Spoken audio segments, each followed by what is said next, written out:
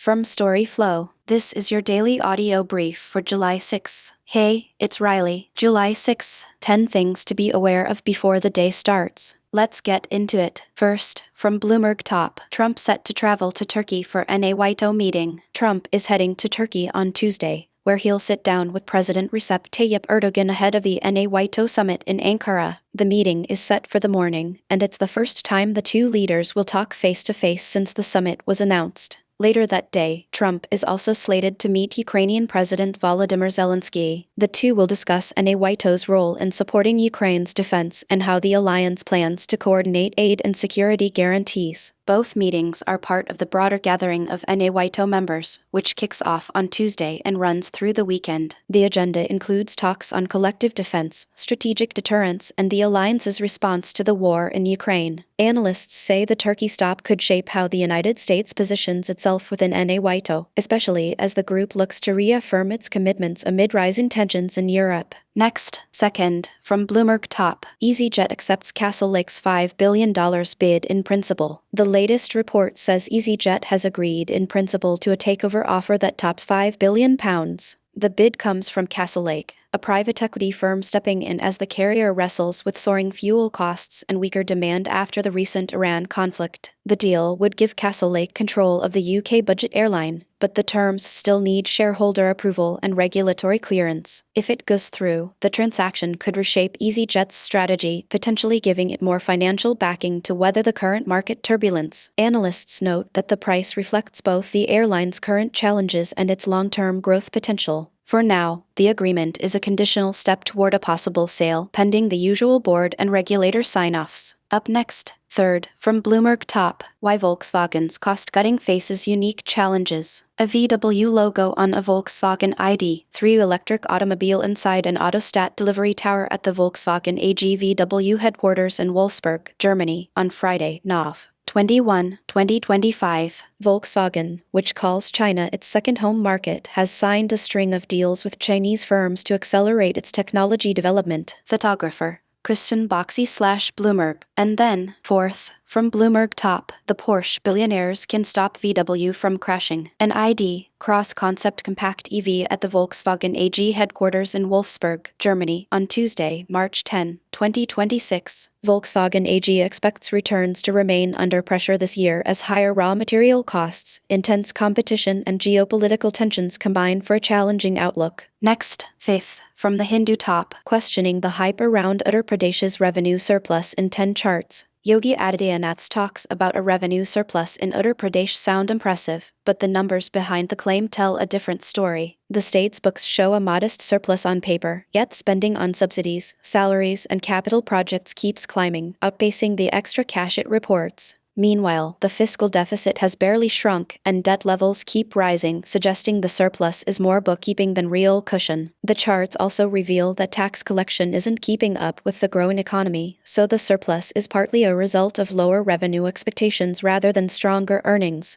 In short, the headline figure masks a budget that's still stretched thin, with structural gaps that could bite later. Up next, sixth, from the Hindu top, Madhya Pradesh Waqf Board reorganized, Hindu members included. A Gazette notification was issued on Sunday, July 5, appointing Sanwar Patel as the chairman of the 10-member Madhya Pradesh Waqf Board. Manoj Malpani and Animesh Bhargava have been included as Hindu members on the board. And then, seventh, from NPR News, Mexico's World Cup run ends early again with loss to England at Estadio Azteca. Playing at altitude with the passionate backing of 80,824 fans at Estadio Azteca, and with a man advantage for most of the second half, Mexico scored twice but could never equalize and lost 3-2. Image credit, Natasha Pisarenko. Next, eighth, from Bloomberg top, India's Modi to tour Indo-Pacific this week. Indian Prime Minister Narendra Modi is due to travel to Indonesia, Australia, and New Zealand this week. Bloomberg's Swati Pandey discusses the agenda for the leader's Indo-Pacific tour. Source, Bloomberg. Up next,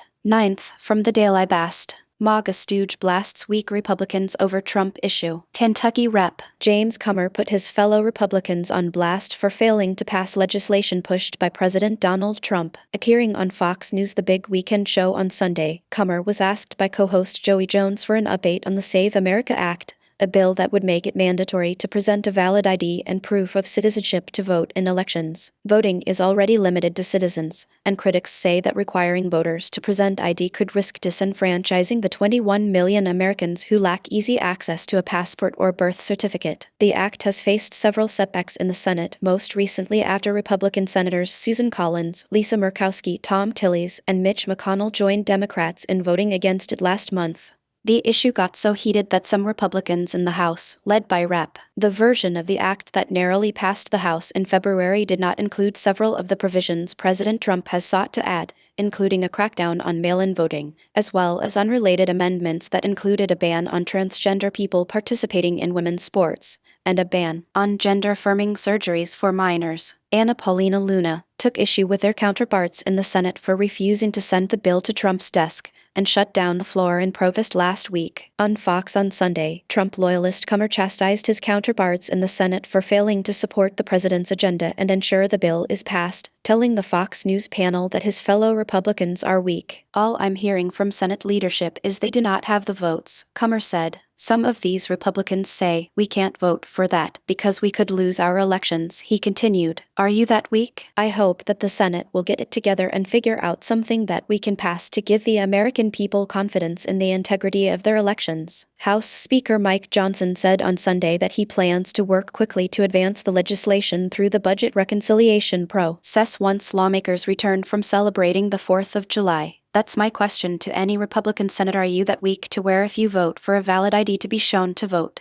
you're gonna get beat in your home state? If you're that weak, you don't need to be a United States senator, Comer told the panel. The president has that as a top priority, and so do I. The president made clear just how high a priority he considers the legislation to be in a March Truth Social rant in which he railed against the crazy, country-destroying, radical left Democrats and urged Republicans not to make any deals with them until they pass the Save America Act. He also urged Senate Majority Leader John Thune to clearly identify those few Republicans that are voting against America, warning, they will never be elected again. Frustrated by the lack of movement on the Save America Act, Trump has lashed out at Congress, holding up an intelligence nominat ion and declining to sign a bipartisan housing bill, calling it a yawn. He has continued to advocate for the Save America Act, telling attendees at the National Mall for his 4th of July celebration, "America is back, and we want to keep America great, and we will do so by approving the Save America Act. I just decided it was best to send everybody home to go celebrate July 4th in their districts," Johnson told Fox News. "We'll come back, gather everybody together.